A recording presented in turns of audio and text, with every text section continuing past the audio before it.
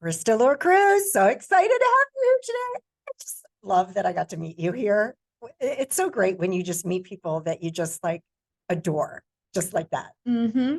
We have great energy and you're just beautiful smile and fellow athlete. So it's been an amazing time meeting you as well. Oh, well, thank you. Thank you. And for those of you who are just listening and not watching this on the YouTube channel, we are live from the Bill Walsh's Ultimate Wealth Camp in Chicago. And I was just so blessed to be able to meet Crystal here. She and I were both on a panel together, which was incredible. So tell the listeners a little bit about you and, your background and who you are. Yeah. So I'm a life, fitness, and business accelerator, and I'm on a mission to help empower every woman on the planet put themselves and their health first for just 34 minutes a day so we can reduce the stress and overwhelm of life and live a more fulfilling life.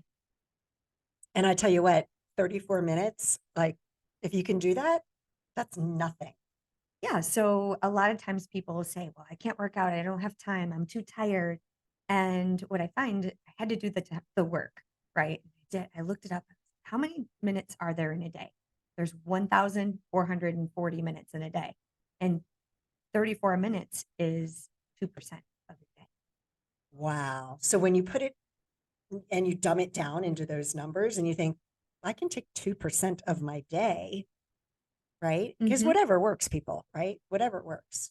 Yeah. And I find that if you start with the movement, right? If you start with that, then you have so much more energy to pour into the rest of your day, right? So it sounds like that's kind of been part of your routine Yes. as well, right? So Yes. there's a synergy to our energy, right? How we met and just so it works. Yeah. So everybody has a backstory, and I want them to hear yours because it's not that often that I know for me, because I meet a lot of people, it's not that often that you meet women like you, especially that have devoted over 20 years of your life to the United States of America. So thank you for your service. But go ahead, you can share it with everybody. Thank you. Yes, I've been serving in the Air National Guard for over 21 years. I joined when I was 2. Um, Exactly. I do have all the tips for the good skincare and the white teeth, all the things. That's typically the first question. Um, so I guess I like to start in the messy middle. And when I met the man of my dreams, he's also in the military. And we had 2 months notice. And when he got orders to move away from the city that I grew up in. And so I was full time in the military for almost 10 years, wearing the uniform every day.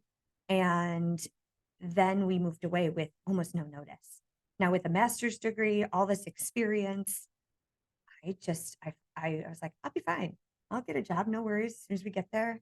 So we moved to Harrisburg, a really small town in Harrisburg, Pennsylvania, and moved away from my family, my friends, everything I knew. And I landed in Harrisburg, the middle of nowhere, knowing no one, and I really had to start from scratch. And it was then that I really found an identity shift, and I was kind of going through this identity crisis because I would go to networking events, and people were like, "What do you do?" And and then they're like, and I'm like, "Well, I just moved here. My husband, got transferred here. Well, what do you do? You're just a military spouse." I'm like, it must be so hard. I'm like, well, I'm still serving, and my base is up in Niagara Falls. So I travel every 3 to 4 weeks. So no one would hire me because I had to take every Thursday and Monday Because off in the every three National Guard. weeks. So it's not a Correct. full time. It It's not a full was, time. Yeah. yeah, it was for about 10 years. And then when we moved away, in the Air National Guard, you serve where you live, right? So where you choose to live. My full time position was in Niagara Falls, New York. And then so when I had to step away from that to move away, I couldn't commute every day. So I had to transfer to a part time position. So it landed some challenges. I did get to keep going home every month, which was great, but it just burned me out really. And I tried applying for jobs. I had to take things off my resume. People were like, "You're going to be too rigid. You just spent 10 years in the military. We're different." So I heard it all, right? And my new position in the military ended up being a diversity, equity, and inclusion consultant.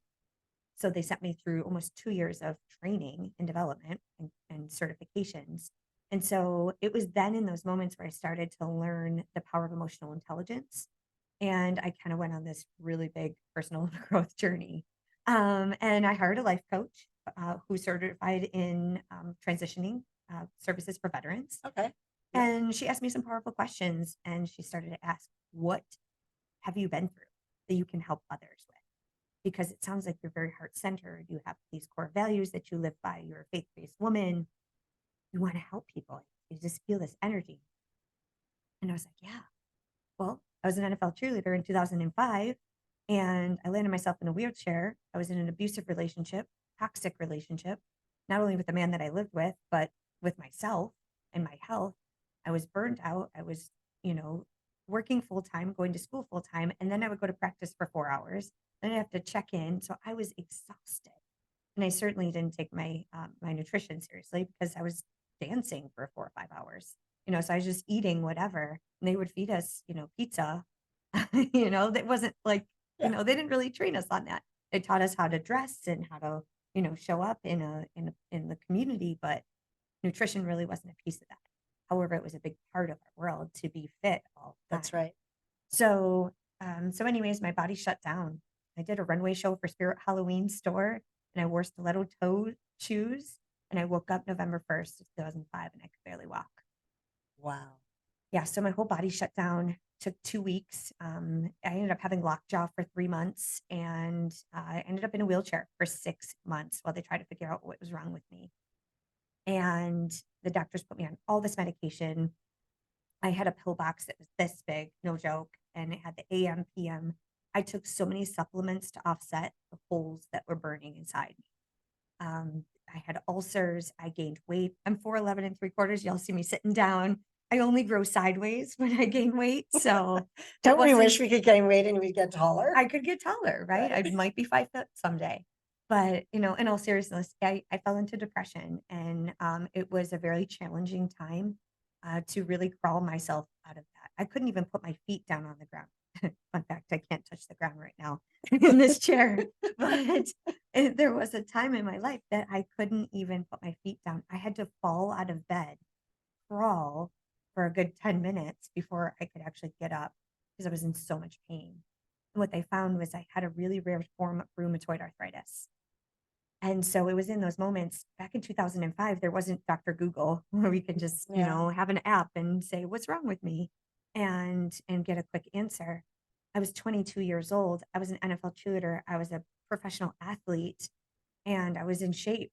I wasn't young and I wasn't geriatric. So arthritis wasn't on their radar. And so it took them a long time. I had to take steroid injections, endless amounts of prednisone. Anybody that's been on prednisone, it's not pretty. I had to take a chemotherapy pill, and that was the cocktail for me to be able to walk normally. Wow. And so soon now I got out of the toxic relationship with my ex at the time, and I was on this medication, and I ended up in the emergency room with my leg was filled with joint fluid from the top to the bottom. So when you think about having cankles, like those moms out there, like I had a cankle, one, On a leg. just one. Just your whole leg was Yes. like a cankle. Yes. Holy moly. Entire, like filled with joint fluid from top to bottom. So it was the ER nurse who I recognized. She worked on the base in the military, and because they tried to kick me out because of the medication. Wow. So when you can't have refrigerated medication injections like shipped to you overseas when you're deployed, That's right? right. So it That's didn't right. match up. So they Right. they were like, your military career is over. And she's like, no, there's got to be another way. You're an athlete. Something doesn't make sense. And she was my angel. And her name is Rebecca, and she's incredible. We're still friends to this day. She stood up and advocated for me, and she helped me work with my doctors to safely get off all the medication. And it took an entire year. I applied for a waiver to stay in to continue to serve, and I started running. I started walking one light post at a time, then one stop sign, then 1 mile. Then I started jogging. Did my first 5K, 10K, first half marathon. And I'm like, I think I can do a full marathon. And it was healing from the inside and obviously the outside as well. But I learned so much about myself and my health and nutrition and understanding the body's mechanics and chemicals and nutrition and hydration and movement and mental health and physical health. and how everything just interacts. And so now I've run 26 marathons and a 50-mile race, and I don't take ibuprofen to this day. Wow. How many marathons was that? 26. 26. So you've run 26 marathons. 26 full marathons and a 50-mile race. That's crazy. I Mhm. did one marathon. Which one? Marine Corps, Oh, that 2006. race. Okay. 2006. I did the Marine Awesome. Corps marathon. It's a good one. And I met all of my goals, which was to run the whole time and no walking. To do it in less than 5 hours. What was the third goal? There was another one. It's like no walking. Finish under the finish, just to finish it. Yeah. I think that was the first one. I just want to finish it. Don't die. That's a Right. good, Just finish good it, goal. finish it without walking, and then finish it under 5 hours. So I met all of my goals, and I finished it in like 4 hours and like 54 minutes or something. And then so I was going to do another marathon. I was like, who the heck runs for 5 hours? Who runs for 5 hours? Because I'm a slow runner. So like if you can run faster and you can do it in 3 hours, that's one thing, but like 5 hours. So yeah, I only just did that one. Yeah. No, that's huge. That's an amazing It is. accomplishment. And I'm very proud of it because you know what, Crystal, or for me, anything in my life, and I've done some really incredible things, that marathon is the one thing that I go back to when I ever doubt myself of finishing something or even starting something. I say to myself, you ran a marathon and you finished a marathon and Mhm. met my goals. You It's can do huge. anything. You got this. Yes. It's so huge. And you find so much, you learn so much about yourself Oh my gosh, yes. through that process. If anybody's ever been through it, it's rigorous. And quite honestly, you run the marathon, the hardest part is the training and it's the lead up. That's right. It's the dedication, it's the grit, it's the daily grind, it's the early mornings, it's the late nights. It's trying to figure out what you're supposed to eat and when you're supposed to drink and when or not to.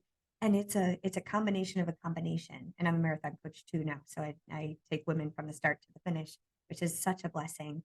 But it's kind of like entrepreneurship. And so you learn so much in those dark moments, in the silent moments when you're out, just whether you're in the town or you're trying to get some inspiration online or you're sharing your runs on social media. There's just such a journey that you go on in the training cycle. And I love to bring it back to answer your question, back to the messy middle. I started understanding people were like, why do you keep going? Why do you run? You should slow down. Your knees are going to hurt someday. Or who are you running from? What are Yeah. you running away from? Well, Yeah. I'll be honest, in the beginning, I was running to escape. Hmm. So, but then it wasn't until people started asking, well, why do you do it? And you should slow down. And it kept triggering me. I'm like, no, I'm not going to slow down because I literally was in a wheelchair. I know what it's like to not be able to walk. Right. I am not going to stop moving until God forbid something happens. But like, I never want to take my health and fitness for granted ever again. Yeah. And I'm going to advocate for myself and I'm going to put myself and my health first, no matter what. Because like our life depends on it, because it does, right? It really does. And so I started asking myself that question, why do I run? And then I did find that I was kind of escaping a lot. But I escaped to really learn and understand myself through the depths of all the pain. Not every day is rainbows and butterflies, right? That's But right. it was the set of accomplishment and now that I study the brain keeps track of the times that we show up for ourselves and we do what we say we're going to do. And we show up, we don't quit when it's hard. And the brain also keeps track of the times that we cancel on ourselves. So I think what we're chasing is that feeling of emotion of accomplishment of the brain saying, ding, there she goes again. Ding, ding, she did 2 in a row. Ding, ding, ding, ding, ding. We have all this string of amazing times where you could have rolled over, you could have hit the snooze button, but you didn't. And you showed up consistently. And then exponentially over time, you achieve the results, which in this case, in a marathon, you have the strength and endurance, and you've conditioned your body to break down and then build back up and be strong enough and healthy enough to endure that much of a rigorous activity for that long. For 5 hours is a long time. My 50-miler was in 9 hours and 8 minutes. Oh my gosh. So I had to do 30 miles, 32 miles on a Saturday, and then I would go back Sunday and do it again. And my coach, Liza Howard, she's an amazing ultra runner. This girl's a beast. She delivered a child, and then literally like 4 weeks later was lactating and pumping at the stops and still won the race. Like, so this woman, she just conditioned me and taught me so much throughout that process. But and when you show up, it's like it's just a victory lap. Yeah. So anyways, I started to unpeel the layers and figure out, okay, what were the tools? How did I? Because I didn't always share my story. And now you can't get me to shut up, but It's okay. It's all good. because I did realize that I needed to stand up for myself and advocate for myself, and learning the tools of emotional intelligence, reflecting, setting goals, understanding, collecting feedback, understanding the emotions and everything that my body was going through, and then understanding how I was processing what was happening in front of me, right? And how I was connecting with the race, which how I was connecting with life, with friends, with relationships. I really started to unpeel what was happening, and I fell in love with that. Now I'm like, okay, what else can I do? And so I really love to help people shorten that time period of self doubt and overwhelm, because we are our own worst critic, and so many people quit when things get hard. Right. And you spend a lot of time with yourself dissecting some of the hard things, and there can be some lonely days, and that self-sabotage can creep in, right? We are so nasty to ourselves. We So are. Yes. yeah, so I really love to just help people rewrite that story, set some goals, and be in a beautiful community, so that we can help you live a more fulfilling life. And whether it be a race, whether it be entrepreneurship, whether it be just improving the relationship with yourself in a season of change or overwhelm and stress. I know entrepreneurship is like a marathon. It's a never ending finish. You never achieve. You never really make it. It's a constant evolution and a constant journey. But the feelings are the same. Not every day is alike. Not every day is great, but we cannot quit. And we have to show up every single day like our life Yes. depends on, That's right. as it does. So what can you tell somebody who frequently gets into those places that you're trying to help your clients shorten that time? Yeah. So I think the first thing, because as we talked about in the beginning, that it can be so overwhelming when you take it down to 2% of your day, 30 more minutes a day. Putting yourself first for 34 minutes a day is not so overwhelming, right? You just say it like, oh, I got 34 minutes. Yeah. Right. And so um, what I find that is if we make it simple and we have short, small, actionable steps that we can take each day, are non-negotiables, such as it's easier to add things to your diet than it is to take it away. So most clients, they're not eating enough and they're not drinking enough water. And what that impact that it has on their mental health and their self-sabotage, right? So we start there. Add nutrition, proper nutrition, making sure we're eating enough food. A lot of women, fad diets, keto, intermittent fasting, they come to me, they're like, I've tried everything. Why am I not seeing results? Because we don't have a long-term sustainable plan. So it's like on again, off again. And we have this yo-yo dieting. So if we were to establish a set of non-negotiables every single day that I can stick to this, understanding what foods are good for us, what doesn't work for us, and stay away from those, right? So adding food to make sure that we're eating enough, eating the meals that we need to keep the metabolism going. That's number one. Number two, and I'm not a nutritionist. I sponsor flexible dieting. I eat pizza once a week and I have a six pack. So like, Then that's it's okay. like, But you know right. what I've learned is that if I don't have the indulgences that I Yes. want, you're going to end up binging. So I'd Exactly. rather have a bite of a piece of brownie every day Yep. than not have a brownie at all. So I'd rather have just a little bit. You can actually buy them. You Yep. do it yourself. Like whatever it is, do your portion control yourself. Yeah. And so learning about what is your portion size, what is a proper amount for my body type or for my blood type. There's a blood type. There's so much out there, right? And so what I like to do is just I would say collect data, right? So we don't make any changes, just like my coach used to say, don't eat something, try something, then wait 15 minutes because the brain is going to want to do all these things all at once. But if we just slowly, one step at a time, just try something, see if it works, add something else, right? So nutrition is number one, hydration is number two, making sure we're eating or drinking enough water, at least half our body weight in ounces per day. So Right. that's a quick tip, good benchmark. Yes, you're going to go to the bathroom a lot. But the good part about that is you get more steps, so you burn more calories, and so it's a win-win, and Totally. you're conditioning your body. So, And what people don't recognize is like if you're really hungry, drink 16 ounces of water and it'll hold you over to your next meal. perhaps Have a headache, drink a bunch of water. Mhm. A lot of times the water will get rid of the headache instead of Yes. popping a pill. Exactly. Yeah. Or sleep. So sleep's the next one. Yes. Making sure we have enough sleep so that we can recover our body. And then movement, at least 30 minutes of movement per day so that we can, really flush everything out. And all of those, you get 30 minutes of movement, you get at least 6 hours of sleep. There's, sleep is overrated. No, it's not. You need it. Sleep is Right. not overrated. No. You need it. And I learned that the hard way.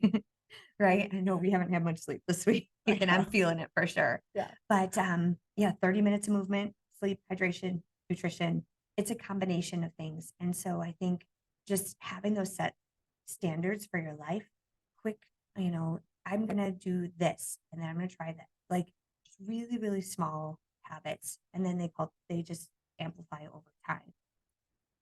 So that's really the first step. The second piece of this is the inner critic inside of us, right? We need to be able to give ourselves credit and celebrate the things that we have accomplished and start with gratitude. So the 34-minute movement is 2 minutes of gratitude and goal setting in the morning. So powerful affirmations to start the day. Mhm. And then we time block the day for our priorities, such as the 30 minutes of movement. And then we take 2 minutes at the end of each day to bookend the day and celebrate and connect with the emotions that you had, what got in the way. So I ask myself every single day, how were my intentions? Would I fire myself today? Did I do my workout? With no judgment, but just really collecting Yeah. that data. And so this is a great system to hold myself accountable because especially as an entrepreneur, we run multiple businesses from my home and I'm traveling all over the place. My bags are always packed. My husband and I he's in DC right now. We're here in Chicago. Like being healthy and staying fit and staying active is really hard, especially when you're in an airport or a hotel conference like this. It's not always the most No. healthiest. And it's not always easy to get yourself out of bed and do the workout. Right. So I did develop a system and I have a planner that helps structure this to help hold yourself accountable. So you don't need to buy my planner or fancy journal or anything, but if you do, I'd be happy to give you that information. But it's just a system that you can help hold yourself accountable and feel really good about the daily actions that you are taking. And if we're in that space, we're not hopefully those voices become louder than the negative critics of maybe the outside forces, some things that have happened in the past, or just that voice that inside you says, I know I made for more, but maybe you're not good enough. Maybe you shouldn't do that. Maybe you should just sleep in. And so we hope that with this constant system that you're going to achieve your goals and you're going to live a more fulfilling life. And then the last piece of this is get in community because we can do that alone. We have to have our own reflection system. But then what's cool is when we get in community and be like, hey, did you do your workout today? You said you were going to write that book. I saw it on Facebook. I just did my cover at the Rainmakers Summit a couple days ago. I put it on the alumni thing. I just did that. Oh, did you? Yeah. Oh, wow. So did a couple of the other people that were in the group. So it's so cool to be able to I'm around other people that are going after the scary things and we take action, right? We write it down, we say it out loud, like, hey, I'm going to write my next book. Okay, when are you going to do that? Well, let's do it. Let's just we'll create the cover. Let's talk about it. And so community is so powerful, whether it be in fitness or entrepreneurship, anything that you're struggling with, maybe you're recovering from an illness or an injury. We tend to feel very alone and then we cocoon. Yes. So my hope is that, you sit with it, you feel and deal. And yes, I have energy and I'm very positive, that I process. The brain processes That's through. right. And I have a 48-hour rule in my world. My husband's an extreme introvert. And so what I found when we had conflict in our relationship, we have a beautiful marriage, but when we have any conflict in conversation or something comes up, I recognize that he needed 48 hours. For me talking, I process by talking, but he processes by sitting in his moments, right, for 48 hours. He always comes back. I never have to ask him, like, hey, can we have a conversation? I just it was like clockwork. Wow. And so what I found in my communities, I built communities of incredible women going after their dreams and goals. And some of them are right here at the summit. And it's so powerful to be able to bring a team here that Yeah. has cultivated through this community. But we don't go more than 48 hours without connecting with one another. Wow. So if you run a group, or maybe you do this in your family or in your circle, your friend circle, or masterminds, it's so powerful to say, you know what, I can be alone and feel and deal and kind of feel through things and just sort it out. But then we don't wait more than 48 hours before coming back into the group and saying, hey, I need help. Here's what I'm working on. Here's what I'm going through. How can I help you? Because a lot of times getting into a space of service can pull you out of that. Or I need help, and receiving that help and being able to just be grateful that you have a beautiful community. So that's a rule in my groups. So hopefully that's a good tip for someone. I love it. Yeah. No, I love it. And you can apply that to so many areas of your life as Absolutely. well. So where can people find you and learn more about some of the programs that you're offering your customers and future customers? Yeah. So I'm on all the socials. Krista Laura Cruz. It's KrystalOre. Last name is Cruz, Crews. And my website is crystalloracruz.com. I'd love to have a conversation, just connect. I am a real human. Yes. And I value connections so much. I build communities of incredible people, just having conversations, trying to live happier and healthier. So I'd love to have a conversation. I do have a free habit tracker as well to help set up a 30-day system for yourself of daily non-negotiables so you can track things off. And so I'd love to offer that as a gift as well. And where can people get that? So it's crystalloracruz.com/habit tracker. Okay. I'll make sure that's in the show notes so people can go there and get that habit tracker. It sounds incredible. And I get to cheer you on throughout the way. So you get to hear from me too. And you can book a call and we can hop on a Even call. better. Even better. Absolutely. Krista Laura, thank you so much for joining me today. It's been just such a privilege to meet you, and I can't wait to see you at some of the future events Yes, now thank that we're a part of this group here together. Yes. Thank you so much. I appreciate you. All right. Thank you. Thank you, everyone.